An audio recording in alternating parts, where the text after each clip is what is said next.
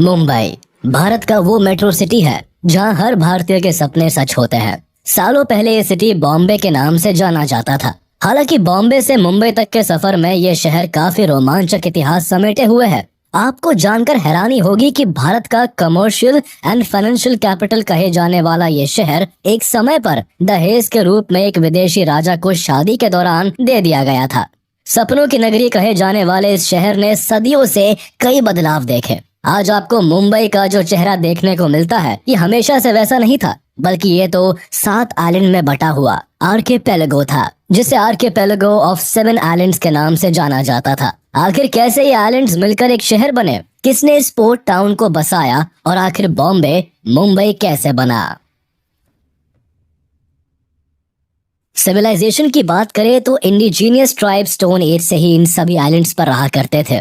कोलिस and Agri नाम के tribals यहाँ के सबसे अर्लीस्ट नोन सेटलर्स थे। दरअसल सदियों पहले बॉम्बे शहर था ही नहीं, बल्कि ये जगह कई आइलैंड्स में बटा हुआ था। इस जगह पर बॉम्बे, कोलाबा, लिटिल कोलाबा, मजगांव, परेल, वर्ली और माहिम नाम के 7 अलग अलग आइलैंड्स हुआ करते थे। ये आइलैंड्स कुछ दूरी पर एक दूसरे से अलग अलग बसे हुए थे। उन दिनों यहाँ केवल fishing villages, marshes, mud flats, caves, temples and hills ही देखने को मिलते थे। इन आइलैंड्स में रहने वाले ज्यादातर लोग मछुआरे थे जो यहाँ मछली पकड़कर अपना जीवन चलाते थे। इसके अलावा भी कई कम्युनिटीज इन आइलैंड्स में रहती थी। सबसे मजेदार बात यह है कि 7 आइलैंड्स अलग अलग कल्चर को फॉलो किया करते थे और इन सबके इंडिजीनियस किंग्स हुआ करते थे। 3rd सेंचुरी BCE से लेकर 1348 तक यहाँ पर अलग अलग हिंदू डायनेस्टीज ने राज किया। सबसे पहले यहाँ मौर्यन किंग अशोका का राज हुआ करता था, लेकिन 185 BCE में मौर्य एम्पायर के डिक्लाइन के साथ 2nd सेंचुरी BCE से लेकर 10th सेंचुरी CE तक इन आइलैंड्स पर वेरियस इंडिजीनियस डायनेस्टीज ने राज किया, जिसमें सतवाहनस, अभिरास, वाकटकस, कालाचोरिस, कोंकण चालुक्यास, राष्ट्रकूटास, सिल्हारस और छोलास शामिल थे। 1348 में दिल्ली सल्तनत ने इन सभी आइलैंड्स पर कब्जा कर लिया और यहीं से हिंदू रूलर्स की संप्रभुता भी समाप्त हो गई। 1348 से लेकर 1391 तक यहाँ पर दिल्ली सल्तनत का कंट्रोल रहा और इसी दौरान नजीरुद्दीन मोहम्मद बिन तुगलक, जो कि दिल्ली सल्तनत के सुल्तान थे, उन्होंने जाफर खान को गुजरात का गवर्नर बना दिया था। जल्दी ही 1398 में जब तुगलक डायनेस्टी कमजोर हो गई, तब जाफर खान ने मौके का फायदा उठाते हुए अपनी गुजरात सल्तनत की नींव डाल दी। इसी पावर शिफ्ट के साथ बॉम्बे भी अब गुजरात सल्तनत का हिस्सा बन गया। वैसे तो कहने को पोर्चुगीज 1509 में ही बॉम्बे पहुंच गए थे, लेकिन इन्हें बॉम्बे को पूरी तरह हासिल करने में 2 दशक तक का समय और लगा। 1534 में बॉम्बे पूरी तरह से पोर्चुगीज के कब्जे में आ गया। हालांकि पोर्चुगीज ने बॉम्बे पर ज्यादातर एग्रीकल्चरल एंड रिलीजियस डेवलपमेंट्स ही किए, तब भी इन्होंने शहर के चारों ओर रोड, कॉजवेज एंड कई फोर्ट्स का निर्माण किया, जिसमें Bombay castle, Bandra fort and mud fort जैसे कई किले भी शामिल है, जिससे इन आइलैंड्स में कम्यूट करना काफी इजी हो गया। पोर्चुगीज ने लगभग 1 सेंचुरी तक यहाँ राज किया और आखिरकार एक मैरिज ट्रीटी में पोर्चुगीज किंग जॉन 4 ने अपनी बेटी की शादी करते वक्त ये आइलैंड्स ब्रिटिश किंग चार्ल्स 2 को दहेज में दे दिया। 20th में 1498 में Portuguese explorer Vasco da Gama सबसे पहले यूरोपियन ट्रेडर के रूप में इंडिया के मालाबार कोस्ट कालीकट पहुंचे। अपने अराइवल के कई साल बाद 1505 में पोर्चुगीज के first vice Roy Francisco de Almeida ने कोचिन में अपना पहला हेडक्वार्टर्स एस्टैब्लिश किया और 1510 में बीजापुर सल्तनत को हराकर गोवा को कैप्चर कर उसे अपना परमानेंट सेटलमेंट बना लिया। पोर्चुगीज का भारत में आना इन सभी आइलैंड्स को पूरी तरह से बदल कर रखने वाला था। सबसे पहले दिसंबर 1508 में Portuguese viceroy Francisco de Almeida Cannanore से दियो तक के अपने अभियान के दौरान बॉम्बे पहुंचते हैं। इन्होंने अपने शिप को बॉम्बे आइलैंड के किनारे लगाया। बॉम्बे का अरेबियन सी से लगे होने की वजह से अल्मीडा को ये जगह काफी पसंद आई। अल्मीडा इन पोर्ट्स को देखकर इतने खुश हुए कि इन्होंने इस पोर्ट का नाम बॉम बाहिया दिया, जिसका मतलब था गुड बे। बाद में ये सभी आइलैंड्स बॉम बाहिया के नाम से पॉपुलर होने लगे। जब 1661 में ब्रिटिश क्राउन ने इन सभी आइलैंड्स पर अपना कब्जा जमाया, तब इसका नाम बदलकर बॉम्बे कर दिया। धीरे धीरे इन सारे आइलैंड्स को बॉम्बे नाम से बुलाया जाने लगा। हालांकि अल्मीडा ने यहाँ 1508 में ही विजिट कर लिया था लेकिन पोर्चुगीज को बॉम्बे तक आने में 1 साल का समय लग गया। दरअसल बॉम्बे आइलैंड्स उन दिनों सुल्तान बहादुर शाह, जो कि गुजरात सल्तनत के किंग थे, उनके अंडर आता था, इसलिए पोर्चुगीज यहाँ सीधे तौर पर नहीं आ सके। हालांकि पोर्चुगीज लगातार गुजरात सल्तनत के साथ कॉन्फ्लिक्ट्स में थे। इसी दौरान पुर्तगालियों ने माहिम क्रीक पर अपनी जीत हासिल कर ली और 21 जनवरी 1509 को गुजरात सल्तनत के एक जहाज पर कब्जा करने के बाद अपनी पहली यात्रा बॉम्बे आइलैंड के लिए की। लेकिन इससे उन्हें कोई खास सफलता नहीं मिली, क्योंकि बहादुर शाह ने इन आइलैंड्स को फिर से रिकैप्चर कर लिया था। लगातार हो रहे कॉन्फ्लिक्ट्स के बावजूद पोर्चुगीज ने 1526 में बसाइन, जिसे अब वसई के नाम से जाना जाता है, वहां अपनी पहली फैक्ट्री खोली। इन दिनों बहादुर शाह ने इन आइलैंड्स में इस्लाम को काफी प्रचलित किया था, लेकिन वो लगातार मुगल मराठा वॉर्स में फंसे रहते थे, जिसकी वजह से उनका इन्फ्लुएंस इन आइलैंड्स में काफी कम हो गया था। पोर्चुगीज इस मौके की तलाश में काफी दिनों से थे और अब उन्हें ये मौका मिलने ही वाला था। 1528 से 1529 के दौरान पोर्चुगीज गवर्नर लोपो वास डे सैम्पायो ने गुजरात सल्तनत से फोर्ट ऑफ माहिम को छीन लिया। इस वक्त तक मुगल एम्परर हुमायूं भी मुगल एम्पायर को बढ़ाने में जुटा हुआ था। गद्दी संभालते ही उसने अपना रुख बिहार और गुजरात की तरफ कर लिया। बहादुर शाह को एहसास होने लगा था कि जल्द ही हुमायूं अब गुजरात को उससे छीन लेगा। दिन ब दिन बहादुर शाह का ये बढ़ता हुआ डर उन्हें पोर्चुगीज से दोस्ती करने पर मजबूर करने लगा। लेकिन पोर्चुगीज के एम्बिशन कुछ और ही थे। एक साइड जहां बहादुर शाह की हुमायूं से इनसिक्योरिटीज बढ़ती ही जा रही थी, तो वहीं दूसरी ओर पोर्चुगीज ने बहादुर शाह के इस डर का फायदा उठाया। पोर्चुगीज ने हुमायूं के अटैक से गुजरात सल्तनत को बचाने और उनका साथ देने के बदले 23 दिसंबर 1534 को बहादुर शाह के साथ ट्रीटी ऑफ बसाइन को साइन किया। इस ट्रीटी के तहत बहादुर शाह ने 7 आइलैंड्स ऑफ बॉम्बे एंड बसाइन को पोर्चुगीज को सौंप दिया और इसी के साथ बॉम्बे एंड बसीन पर से गुजरात सल्तनत का एंड हो गया। बॉम्बे पर कब्जा करने के बाद पुर्तगालियों के हाथों में बॉम्बे के 7 आइलैंड्स थे। अब उनका मेन एम था इन आइलैंड से स्पाइस ट्रेड एंड क्रिश्चियनिटी को प्रमोट करना। चूंकि सालों से यहाँ इस्लामिक रूल था, इसलिए यहाँ की सोसाइटी काफी कंजर्वेटिव थी। यहाँ का माहौल बदलने के लिए पोर्चुगीज ने यहाँ इंटर मैरिज करना शुरू कर दिया। इसके साथ ही यहाँ कई चर्चेस बनवाए गए। हालांकि पोर्चुगीज के शासन के दौरान इन आइलैंड्स में ज्यादा बड़े लेवल पर कोई डेवलपमेंट नहीं हुआ, फिर भी उन्होंने इन एरियाज को अपने हिसाब से डेवलप किया। रोमन कैथोलिक चर्च को स्ट्रांगली सपोर्ट किया। उस टाइम तक बॉम्बे में इनका ट्रेड काफी जोरों से चलने लगा था। कॉटन, कोकोनट, कोयर, स्पाइसेस की ट्रेड ने यहाँ काफी जड़ें फैलाई। ट्रेड में रफ्तार के साथ पोर्चुगीज ने यहाँ कई ट्रेडिंग सेंटर्स, बिल्डिंग्स और चर्चेस को भी बनवाया। कच्चे माल को पोर्ट तक लाने ले जाने के लिए उन्होंने रोड्स एंड कॉजवेज भी बनवाए। 16वीं सेंचुरी खत्म होने के साथ ही पोर्चुगीज ने इंडियन ओशन सहित भारत में अपनी पकड़ मजबूत कर ली थी। लेकिन पोर्चुगीज की बढ़ती आमदनी और मोनोपोली को देखते हुए कई दूसरे यूरोपियन कंट्रीज, खासकर स्पेन ने पोर्चुगीज पर हमले शुरू कर दिए। इसी बीच स्पेन ने पोर्चुगल पर अटैक कर उन पर कब्जा कर लिया। हालांकि भारत अब भी सुरक्षित था, लेकिन जल्दी ही यहाँ इंग्लिश मर्चेंट ने नवंबर 1583 में एंट्री की, जिसके साथ ही ब्रिटिशर्स और पोर्चुगीज में भारत के डिफरेंट एरियाज पर वर्चस्व को लेकर लड़ाई छिड़ गई। दूसरी कई यूरोपियन पावर्स इंडिया में पोर्चुगीज के स्पाइस ट्रेड मोनोपोली को खत्म करना चाहते थे, इसीलिए वो लगातार भारत में मुगल एम्परर से बिजनेस करने की मंजूरी मांग रहे थे। वहीं दूसरी ओर पोर्चुगीज मुगल किंग को काफी ज्यादा टैक्स देते थे, जिसकी वजह से ये राजा दूसरे यूरोपियन ट्रेडर्स को कोई मौका नहीं दे रहे थे। इसी दौरान 1612 में ईस्ट इंडिया कंपनी ने सूरत के स्वाली में अपने शिप्स को लगाया और यहाँ के गवर्नर से ट्रेड करने की मंजूरी मांगी, लेकिन बदले में उनके 2 ट्रेडर्स को गिरफ्तार कर लिया गया। जिसके बाद पोर्चुगीज और ब्रिटिश ईस्ट इंडिया कंपनी के बीच में यहाँ एक बैटल हुई, जिसमें ईस्ट इंडिया कंपनी जीत गई। इस बैटल को बैटल ऑफ स्वाली कहा जाता है, जिसमें पहली बार पोर्चुगीज को किसी दूसरी यूरोपियन कंपनी ने हराया था।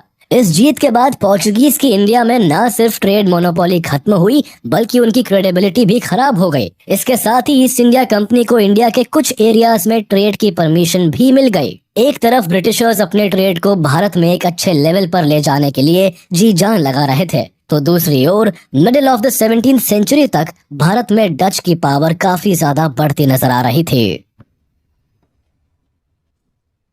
धीरे धीरे अब ईस्ट इंडिया कंपनी भारत में अपने पांव फैलाने लगी। इधर पोर्चुगीज का वर्चस्व भी भारत से कम होता जा रहा था। ब्रिटिशर्स इस बात को बहुत अच्छी तरह जानते थे कि अगर उन्हें भारत में ट्रेड करना है तो जल्दी ही उन्हें सारे कोस्टल एरियाज में अपना कंट्रोल स्टैब्लिश करना होगा। हालांकि उन दिनों ईस्ट इंडिया कंपनी अपना ट्रेड मेनली पटना, सूरत, कोलकाता और गुजरात में ही कर रही थी, लेकिन दूसरी कंट्रीज को भारत में आने से रोकने के लिए उन्हें वेस्टर्न कोस्ट को भी सुरक्षित करना था। बॉम्बे आइलैंड्स भी इंडिया के वेस्टर्न कोस्ट में ही था, जहां अरेबियन सी के रास्ते थे। दूसरे कंट्रीज के ट्रेडर भारत की तरफ आ सकते थे। ईस्ट इंडिया कंपनी किसी भी हाल में किसी और को भारत पर अपना राज जमाने नहीं देना चाहती थी, जिस कारण ईस्ट इंडिया कंपनी के सुझाव पर ब्रिटिश एम्पायर की सूरत काउंसिल ने बॉम्बे को पोर्चुगल के किंग जॉन 4 से एक्वायर करने के बारे में सोचा। इस सोच को हकीकत में लाने के लिए ब्रिटिशर्स ने पोर्चुगीज के सामने मैरिज का प्रपोजल पेश किया, जिसमें British king Charles second of England और Portuguese princess Catherine of Braganza, जो कि पोर्चुगीज किंग जॉन 4 की बेटी थी, उनकी शादी का प्रपोजल दिया गया। ये शादी कम और स्ट्रेटेजिक अलायंस ट्रीटी ज्यादा लगती थी, जिसके प्रपोजल में शर्तों की एक लिस्ट थी। इन्हीं शर्तों में से एक शर्त ये थी कि पोर्चुगीज को बॉम्बे के 7 आइलैंड्स को शादी में गिफ्ट के तौर पर इंग्लैंड को देना होगा। शादी का यह प्रपोजल 1661 में ही ब्रिटिशर्स ने पोर्चुगीज को दे दिया था, लेकिन पोर्चुगीज के कई मिनिस्टर्स इस बात के खिलाफ थे। इसके अलावा प्रिंसेस भी इस शादी को मानने से इनकार करती रही, क्योंकि उन्हें किंग ऑफ इंग्लैंड के कई रिश्तों से ऐतराज था। लेकिन डचेस का बढ़ता इन्फ्लुएंस अब पोर्चुगीज को डराने लगा था। 16th सेंचुरी के अंत में डचेस इंडियन ओशन में पोर्चुगीज की मोनोपोली को चैलेंज करने लगे। उन्होंने वो बिजनेस जिस पर पोर्चुगीज का एक अधिकार था वो उनसे छीनने लगे। अब डचेस भारत के अलावा दूसरे ईस्टर्न देशों में भी घुसने लगे और मसाले, सिल्क और गोल्ड का बिजनेस करने लगे।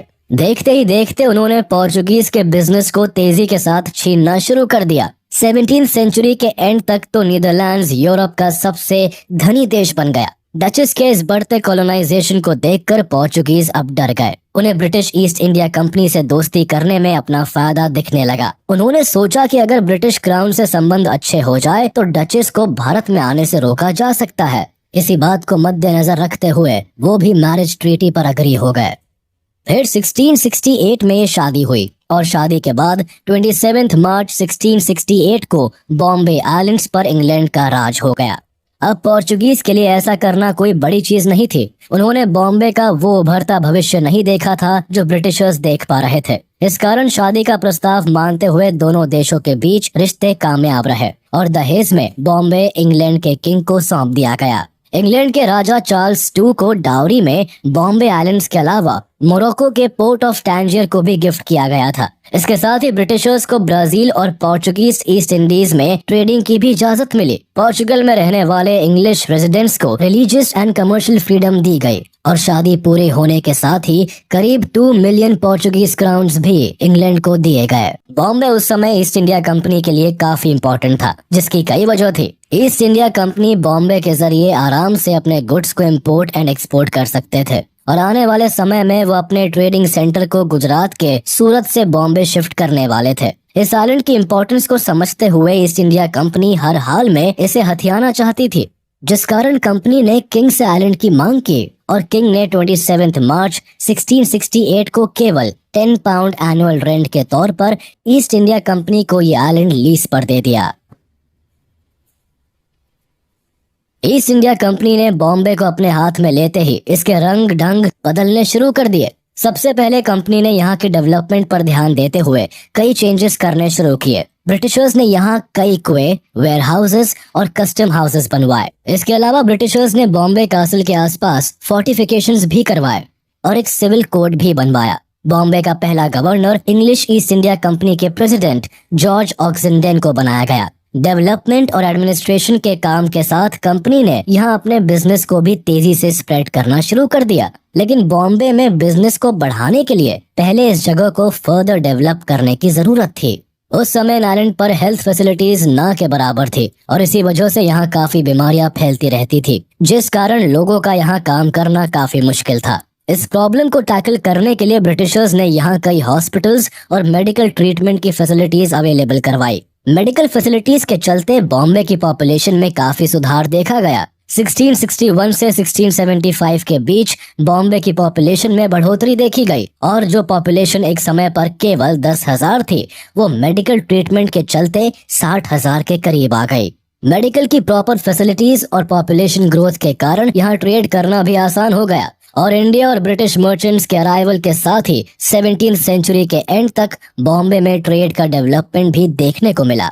यहाँ salt, rice, Ivory, cloth, lead and sword blades का काम किया जाता था। बॉम्बे में जब ट्रेड ने अपनी ग्रोथ की तो 1710 तक ब्रिटिशर्स ने अपना बॉम्बे कैसल भी बनवा लिया। इस कैसल की मदद से ब्रिटिशर्स यहाँ 24 घंटे आसपास के एरियाज में नजर रखने लगे, जिसका फायदा ये हुआ कि आइलैंड पर यूरोपियन पायरेट्स और मराठास के सी अटैक्स काफी कम हो गए। वक्त के साथ साथ बॉम्बे ने ब्रिटिशर्स के बिजनेस में काफी मदद भी की, जिस कारण यहाँ के बढ़ते स्ट्रैटेजिक और पॉलिटिकल इंपॉर्टेंस को देखते हुए ईस्ट इंडिया कंपनी ने सूरत से बॉम्बे में अपना हेडक्वार्टर भी शिफ्ट कर लिया, जिसके बाद मिड 18th सेंचुरी तक बॉम्बे डायरेक्ट ब्रिटिश क्राउन के कंट्रोल में आ गया और यहाँ से बॉम्बे को एक मॉडर्न बॉम्बे बनाने का दौर शुरू हो गया।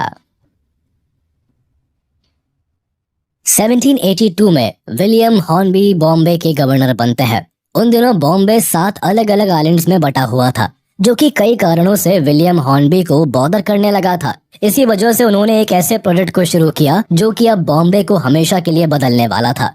दरअसल इन सभी आइलैंड्स पर आने जाने के लिए ब्रिटिश ट्रेडर्स को बोट और शिप का सहारा लेना पड़ता था। ऐसी हालत में जब भी बाढ़ या सुनामी आती थी तो ये सारे बोट्स बर्बाद हो जाते थे, जिससे कि ईस्ट इंडिया कंपनी को काफी नुकसान का सामना करना पड़ता था। इसके अलावा सूरत पोर्ट मुगल साम्राज्य का सबसे महत्वपूर्ण बंदरगाहों में से एक था, तो ईस्ट इंडिया कंपनी को मुगलों से हमेशा ही डर लगा रहता था। उन्हें अब एक नए बंदरगाह की जरूरत भी थी जहां वो मुगल किंग्स की नजरों से दूर खुद को फ्लरिश कर सके। इसके अलावा 7 आइलैंड्स के एडमिनिस्ट्रेशन को संभालने में भी ईस्ट इंडिया कंपनी को दिक्कतें आ रही थी। इन्हीं सारी परेशानियों को दूर करने के लिए विलियम हॉर्नबी ने इन 7 आइलैंड्स को जोड़ने के लिए वेलार रिक्लेमेशन प्रोजेक्ट शुरू किया। इन्हें पता था कि जब ये 7 आइलैंड्स आपस में जुड़ जाएंगे तब यहाँ ट्रेड, डेवलपमेंट और एडमिनिस्ट्रेशन को मैनेज करना आसान हो जाएगा। इस सपने को हकीकत करने के लिए उन्होंने इन 7 आइलैंड्स के बीच कॉजवेज बनाने लगे, जिसे officially Hornby Vellard reclamation project का नाम दिया गया। इस प्रोजेक्ट का मकसद था कि 7 आइलैंड्स के बीच की दूरी को मलबों से भरकर जोड़ दिया जाए। 7 आइलैंड्स को जोड़ने का ये प्रोजेक्ट 1782 में शुरू हुआ और 1845 में आकर खत्म हुआ। इस तरह हमें वो बॉम्बे शहर मिला जिसे आप आज मुंबई के नाम से जानते हैं। अब जब 7 आइलैंड्स को जोड़ दिया गया तो ब्रिटिशर्स ने भारत को लूटने के लिए एक अलग से पोर्ट विकसित कर लिया। कॉजवेज बनने के साथ ही बॉम्बे में अब फैक्ट्रीज लगने लगी। इन फैक्ट्रीज में ब्रिटिशर्स भारत के कच्चे माल को स्टोर किया करते थे और सीधे यहीं से सारा सामान इंग्लैंड भेज दिया जाता था। इसी तरह इंग्लैंड से आए फिनिश गुड्स को यहीं से पूरे देश में बेचने के लिए ले जाया जाता था। यहाँ फैक्ट्रीज बनाने के लिए ब्रिटिशर्स को चीप लेबर की जरूरत थी, इसलिए उन्होंने बाहरी राज्यों से लोगों को लाना और यहाँ बसाना शुरू कर दिया। देखते ही देखते ये शहर अब कलकत्ता की बराबरी करने लगा था और कुछ समय में ही ब्रिटिश ईस्ट इंडिया का भी फाइनेंशियल कैपिटल भी बनने वाला था। लेकिन अब भी यहाँ सड़कों की कमी थी, जिसकी वजह से ईस्ट इंडिया कंपनी ने अपने ट्रेड को और अच्छी तरह से ऑपरेट करने के लिए यहाँ कई सड़कें बनवाई। देश के कोने कोने से कच्चे माल, मेटल्स, मसालों और सिल्क को तेजी के साथ पहुंचाने के लिए 1845 आते आते ब्रिटिश ने इंडिया में रेलवे सर्विसेज भी शुरू कर दी थी, जो कि बॉम्बे ब्रिटिश इंडिया के फाइनेंशियल हब के रूप में उभर गया था। तो यहाँ एलीट क्लास के ऑफिसर्स और लोग भी रहा करते थे। इन्हीं लोगों को फैसिलिटेट करने के लिए ब्रिटिशर्स ने भारत में पहली बार पैसेंजर ट्रेन भी बॉम्बे में ही चलाई थी। 1853 में ये ट्रेन बोरी बंदर से थाने के बीच चलाई गई। इसी बीच भारत में एक बड़ा बदलाव हुआ। भारत में 1857 की क्रांति ने जोर पकड़ ली। इस क्रांति के बाद ब्रिटिश क्राउन ने ईस्ट इंडिया कंपनी को भारत से डिसॉल्व कर दिया। हालांकि इसके बाद इंडियन ओशन ट्रेडिंग की बागडोर अब भी ईस्ट इंडिया कंपनी के पास थी। 1 जून 1874 को एक्ट ऑफ पार्लियामेंट के तहत ईस्ट इंडिया कंपनी को पूरी तरह से डिसॉल्व कर दिया गया। इसके बाद पूरा भारत अब सीधे ब्रिटिश क्राउन के अंडर आ गया और बॉम्बे सहित पूरे भारत की अफेयर्स की बागडोर अब ब्रिटिश राज के हाथों में चली गई। जो कि बॉम्बे भारत के सबसे उन्नत और बड़े शहरों में से एक था, इसलिए ब्रिटिश क्राउन ने इसे फर्दर डेवलप करने के कई प्लान्स पर काम किए। टाइम के साथ बॉम्बे काफी प्रॉस्पेरस होता चला गया। जैसे ही यहाँ फैक्ट्री सेटअप हुई और अर्बनाइजेशन शुरू हुआ, अर्बनाइजेशन शुरू होने के साथ ही यहाँ की पॉपुलेशन बढ़ने लगी। बाहर से लोग और कामगार यहाँ नई अपॉर्चुनिटीज की तलाश में आने लगे। बढ़ती पॉपुलेशन की वजह से यहाँ अब कई परेशानियां भी शुरू होने लगी, जिसमें major problem health care system का था। 1896 में यहाँ प्लेग फैल गया, जिससे कि बॉम्बे प्रेसिडेंसी के हालात काफी नाजुक हो गए। इसके बाद यहाँ ब्रिटिश एम्पायर ने बॉम्बे सिटी इम्प्रूवमेंट ट्रस्ट को बनाया, जिससे कि बॉम्बे की हालत को सुधारा जा सकता था। इसके बाद इस ट्रस्ट ने यहाँ नए सेटलमेंट्स बनाए, जहाँ लोगों को सेटल किया गया। इस नए सेटलमेंट के दौरान ब्रिटिशर्स ने भारतीय कामगारों और आर्टिसंस को यहाँ से निकाल दिया, जिससे कि ब्रिटिशर्स को अपने फायदे के लिए और ज्यादा जमीनें मिल गई, और जो भारतीय आर्टिसंस यहाँ रहा करते थे रातों रात बेघर हो गए। इसी ग्रुप ने बॉम्बे के चारों तरफ सी वॉल्स बनाने का काम शुरू किया। हालांकि यह प्रोजेक्ट काफी एम्बिशियस था और इसी वजह से इसका काम काफी लंबा चला। वर्ल्ड वॉर 2 के समय जब फाइनली मरीन ड्राइव का निर्माण हुआ, तब जाके ये सी वॉल का प्रोजेक्ट पूरा हो सका। हालांकि बॉम्बे में डेवलपमेंट तेज रफ्तार में हुई, लेकिन इसका मकसद सिर्फ और सिर्फ ब्रिटिश एम्पायर के इनकम को बढ़ाने और भारत से ज्यादा धन लूट कर ले जाने का था। बॉम्बे में मरीन ड्राइव फ्लाईओवर का निर्माण भी वर्ल्ड वॉर 2 में सिपाहियों को खाना, पानी, जरूरत के सामान और युद्ध के हथियारों को आसानी से और तेजी के साथ ट्रांसपोर्ट करने के लिए हुआ था। 1945 में जब मरीन ड्राइव का काम पूरा हुआ, तब बॉम्बे के सबर्ब्स में भी काफी खाली जमीन मिली, जहां डेवलपमेंट्स और रेजिडेंशियल प्रॉपर्टी बिल्डअप होने लगी। ब्रिटिश राज के टाइम में बॉम्बे पॉलिटिक्स और बिजनेस का बड़ा हब बन गया। ब्रिटिशर्स ने यहाँ कई बड़े स्ट्रक्चर्स बनवाए जो आज तक भारत की शान में खड़े हैं। The Rajabai clock tower, Victoria terminus और बॉम्बे हाई कोर्ट का निर्माण भी ब्रिटिश रूल के दौरान ही हुआ था। 1911 में जब जॉर्ज फिफ्थ का भारत के एम्परर के तौर पर कोरोनेशन होने वाला था, तब मुंबई के आइकॉनिक गेटवे ऑफ इंडिया का निर्माण किया गया, जो कि 1924 में बनकर पूरा हुआ। 1947 में जब भारत आजाद हुआ, तब तक बॉम्बे भारत के सबसे इम्पोर्टेंट शहरों में शुमार हो गया था। यहाँ गुजराती समाज के लोगों का काफी बोलबाला था। पोस्ट इंडिपेंडेंस यहाँ की इकोनॉमी और बिजनेस गुजराती समाज के लोगों के हाथ में था, जिसकी वजह से मराठी स्पीकिंग पॉपुलेशन में काफी डिससैटिस्फैक्शन फैलता जा रहा था, जिसकी वजह से यहाँ 1956 से 1960 तक मराठा प्रोटेस्ट चला। इस दौरान बॉम्बे में काफी वायलेंस फैलने लगा। बढ़ती अनसेटिस्फैक्शन और वायलेंस की वजह से 1960 में बॉम्बे स्टेट का पार्टीशन कर दिया गया और इसके बाद 2 नए स्टेट्स महाराष्ट्र और गुजरात को फॉर्म किया गया। इसके बाद बॉम्बे प्रेसिडेंसी का अर्बन एरिया बॉम्बे के नाम से जाना गया और महाराष्ट्र का कैपिटल सिटी बन गया। 1995 में बॉम्बे का नाम बदलकर इसका मराठी नाम मुंबई कर दिया गया।